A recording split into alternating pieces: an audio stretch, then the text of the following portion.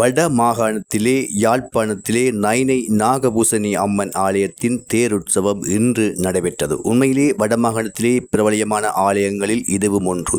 இங்கே பக்தர்கள் அனைத்து இடங்களிலும் உள்ள இலங்கையில் உள்ள அனைத்து மாவட்டங்களில் உள்ள பக்தர்கள் மட்டுமல்லாமல் புலம்பெயர்ந்த நாட்டில் இருக்கின்ற வெளிநாட்டவர்கள் கூட இங்கு இத்திருவிழா மூட்டம் வருவது வழமை.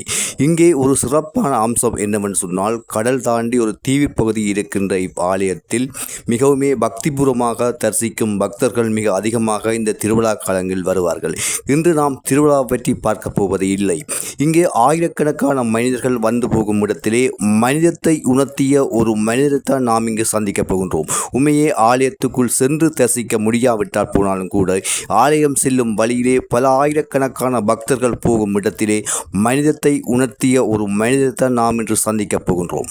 பல்லாயிரக்கணக்கான மனிதர்கள் நடந்து போகும் பக்தர்கள் இப்பாதை வழி ஊடாக அவதானிக்கப்பட்ட விடயம் என்னவென்று சொன்னால், யாசகம் பெறுபவர்கள் இங்கே அதிகமாக இருந்தார்கள். உண்மையிலே யாசகம் பெறுவது என்பது உடல்நலக் குறைவால் நடக்க முடியாமல் இன்னொருவரை சார்ந்து வாழ்வது என்பது நிறைய பேர் இருந்தாலும் கூட, நைனாதீவு பஸ் தரிப்பிடத்தில் இருந்து அங்கே போட் ஏறுமிடம், அதாவது இந்த எற்றியன் சொல்லப்படுகின்ற பாதை ஊடாக நைனாதீவு ஆலயம் போகும் வழி கூட நான் பார்த்தேன். யாழ் மாவட்டத்திலே அதிகமாக நான் பார்த்த அளவில் பார்வையற்ற எவருமே யாசகம் பெறவில்லை என்பது நான் பார்த்த உண்மையாகவே இருக்கின்றது.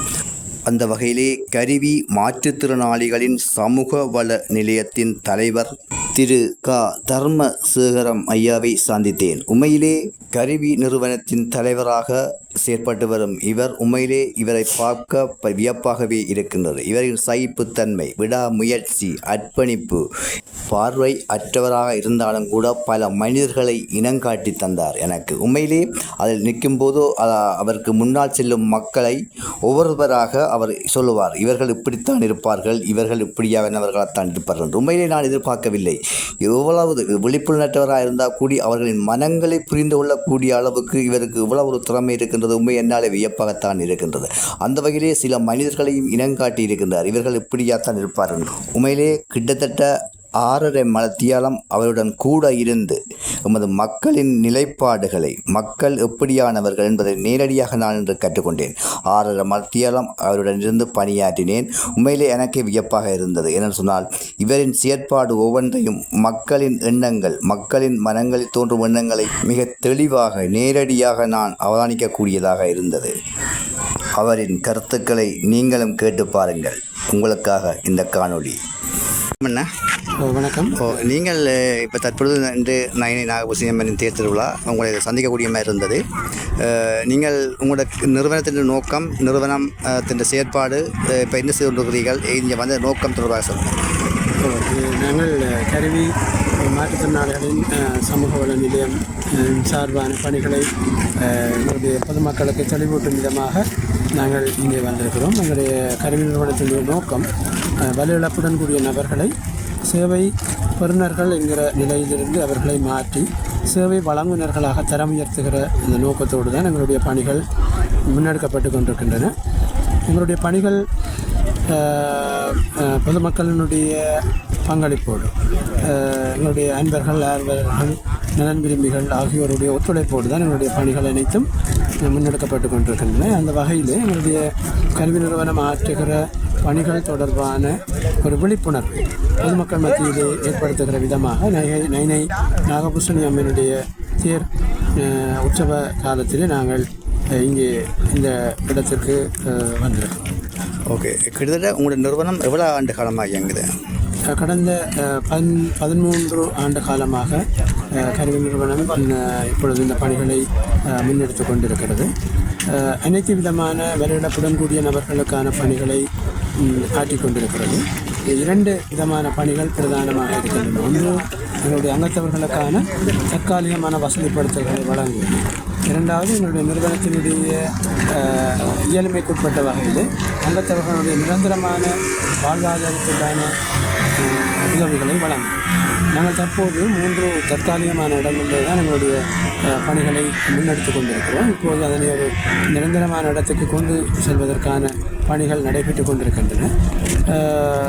உங்களை போன்ற பொதுமக்களினுடைய பங்களிப்போடு கொள்வனம் செய்யப்பட்ட காணி நீர்வேலி பூதர்மடம் பகுதியிலே அமைந்திருக்கிறது. அதிலே தற்போது ஒரு கட்டட நிர்மாண பணி இடம்பெற்று கொண்டிருக்கின்றது. தற்போது அது இடைநிறுத்தப்பட்டிருக்கிறது நிதி இடர்பாடுகள் காரணமாக.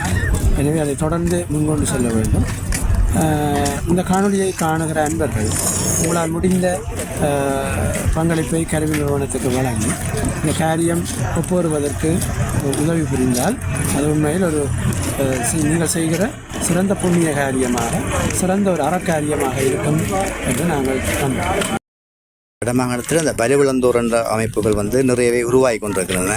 இதெல்லாம் ஒரே ஒரு கொலை கீழே இல்லை ஒரு நிர்வாகத்துக்கு கீழே வரக்கூடிய மாதிரி இருக்குமா? ஏன் இப்படி பிரிஞ்சு இருக்கின்றன என்ற உங்களை கருத்து? நிச்சயமாக இது ஒரு சிறந்த கேள்வி. நீங்கள் ஒவ்வொரு ஊரிலும் நீங்கள் பார்த்தீர்கள் என்றால் நிறைய ஆலயங்கள் இருக்கும். ஒவ்வொரு ஆலயங்களும் அமைக்கப்படுவதற்கு வேறு வேறுபட்ட நோக்கங்கள், பக்தி மார்க்கங்கள் இருக்கின்றன. எனவே வேறு வேறு மார்க்கங்கள் அல்லது வேறு ஆலயங்கள் அமைக்கப்படுகின்றன என்பதற்காக இறை வழிபாடு என்பது வேறுபட்டிருக்கிறது என்று சொல்லிவிட முடியாது. நோக்கம், இறுதி நோக்கம், அமைப்புகளினுடைய இறுதி நோக்கம் ஒன்றாக இருக்கலாம். ஆனால் அந்த அமைப்புகளிலே பயணிக்கிறவர்களினுடைய பணி இயலும், அவர்களுடைய பண்புக்கூறுகள் அல்லது அவர்களுடைய நடத்தை நிலைமைகளுக்கு ஏற்றவாறு தான் நிறுவனங்கள் பல்வேறாக அமைவதற்கான சாத்தியங்கள் இருக்கின்றன. எல்லா நிறுவனங்களும் தமக்கென உரித்தான சில விசேடமான பண்பியல்புகளை கொண்டிருக்கும். நான் கருவி நிறுவனம் சார்ந்து எங்களுடைய பதிவை சொல்வதாக இருந்தால் அல்லது எங்களுடைய வெளிப்பாட்டை சொல்வதாக இருந்தால், கருவி நிறுவனம் என்பது ஒரு சுயசார்பு பொருளாதாரத்தை மையப்படுத்தியதான பணிகளிலே தான் அதிகமான கவனத்தை எடுக்கிறது. சுயசார்பு பொருளாதாரம் என்கிற போது ஒரு தனிநபர் தன்னையும் காத்துக்கொண்டு பிறரையும் காத்து இருக்கிற ஒரு ஒரு ஒரு இயலுமையை வளர்த்து கொள்வதற்கான சின்னர்களை கொண்டிருக்கும். சிறு சிறு குழுக்களை அமைத்து அதனூடாக அவர்களுக்கான ஒரு வணிக முதலீடுகளை செய்து அதன் வழி அவர்கள் வருமானம் ஈட்டுகிற அந்த பண்பியலை கருவி நிறுவனம் தன்னுடைய பணியினுடைய அடிப்படையாக கொண்டிருக்கும். நீங்கள் பார்த்தீர்களாக இருந்தால் இந்த நோக்கத்தை மையப்படுத்தியவாறாகத்தான் அனைத்து செயற்பாடுகளும் இருக்கும். இவ்வாறு மற்ற நிறுவனங்களுக்கு வேறு வேறு தேவைகள், நோக்கங்கள் இருக்கலாம். அவை பற்றி பிரஸ்தாபிப்பதற்கு எங்களுக்கு தார்மீக உரிமை கிடையாது. கருவி நிறுவனம் சார்ந்து உருவாக்கப்பட்டதனுடைய நோக்கம் இவ்வாறாக இருக்கும். அப்போ இந்த அடைவு மட்டத்தில் இருந்து வேறுபட்ட நோக்கங்களை அல்லது வேறுபட்ட இலக்குகளை தேர்வு செய்கிற மனித குழுக்கள் வேறு நிறுவனங்களை அமைத்துக் கொள்வார். அது பொதுவான விடயம். அது ஒரு சில வேளைகளிலே ஒரு தனித்துவமான இலக்கை அவர்கள் வேறுபட்ட தளங்களிலே நிர்ணயிப்பார். அதற்கு சில வேளைகளிலே பொருத்தமான நிறுவனம் அவர்களுக்கு கிடைக்காமல், எனவே தமக்கான ஒரு நிறுவனத்தை அவர்கள் கண்டடைகிற ஒரு முயற்சியில் இருப்பார். அப்போ இவ்வாறு தான் பல நிறுவனங்கள் வருகின்றனவே ஒழிய, மற்றபடி இந்த பணிகளினுடைய தேவைப்பாடு அதிகரிக்கிற போது அல்லது ஆற்ற வேண்டிய கடமைகளினுடைய தேவைப்பாடு அதிகரிக்கிற போதும் நிறுவனங்கள் வேறாக தோன்றுவதற்கான வாய்ப்புகள் இருக்கு. Okay. Now where are you staying? Staying in Jaffna City. Okay, Jaffna City. If you like, you can come our office, Kalviyangadu. After Nallur Temple, you are able to reach our office. Okay. If you call our telephone. இப்படியான இவ்வானவர்களை பொதுவான இடங்களில் காணும் மக்கள் தயவு செய்து அவர்களுக்கான உதவிகளை உங்களால் முடிந்த அளவு செய்ய வேண்டும். உண்மையிலேயே இவர் தனியே இந்த காலையிலிருந்து நான் பார்த்தேன் என்றிருந்தார். உண்மையிலேயே இவருக்காக நான் ஹெல்ப் பண்ண போயிருந்தேன். சரியாக 6 மணித்தியாலம் 7 கிட்ட செய்திருந்தார். உண்மையிலே இங்கே நிறைய பக்தர்கள் வந்தார்கள். ஆயிரக்கணக்கான பக்தர்கள் பயணம் செய்யும் வீதி வழியாக வரும்போது, ஆலயத்துக்கு சென்று திரும்பும் போது கூட உண்மையிலே இவர் தனது நிறுவனத்துக்காகவும் தங்கள் நிறுவனத்தில் பணியாற்றும் பணியாளர்களுக்காகவும் தங்களோடு இணைந்து செயற்படுகின்ற இவர்களை போன்றவர்களுக்காகவும் அரும்பாடுபட்டு இவர் உண்மையிலே ஒரு சிறந்த ஒரு அர்ப்பணிப்பாளர் என்றுதான் கூற வேண்டும். 6 மணித்தியாலங்களில் நான் கற்றுக்கொண்ட பாடங்கள் நிறைய நிறையவே இருந்தன. உண்மையிலே இவர் நோக்கி வரும் பக்தர்கள் கூட சிறிய தொகையாக இருந்தால் கூட உண்மையிலே ஆயிரக்கணக்கானவர்கள் அந்த ஆலயத்துக்கு வந்து சென்றார்கள். குறைந்தது 200-210 பேர் தான் இவரிடம் வந்து கதைத்தார்கள். இவர்கள் வேண்டுகோளை கேட்டறிந்தார்கள், தேவைகளை கேட்டறிந்து தங்களால் முடிந்தான உதவிகளை செய்கிறதாகவும் கூறியிருக்கின்றார்கள். உண்மையிலே இவ்வாறவர்களின் அர்ப்பணிப்பான செயற்பாடுகளை நாம் மதித்து அவர்களுக்கு தேவையானதை உண்மையிலே நாம் பூர்த்தி செய்ய வேண்டிய தேவைப்பாடும் இருக்கின்றது. இதே போன்று மீண்டும் ஒரு காணொளியில் சந்திக்கும் வரை உங்களிடம் இந்த விடைபெறுகிறேன். VS சுதா. நன்றி.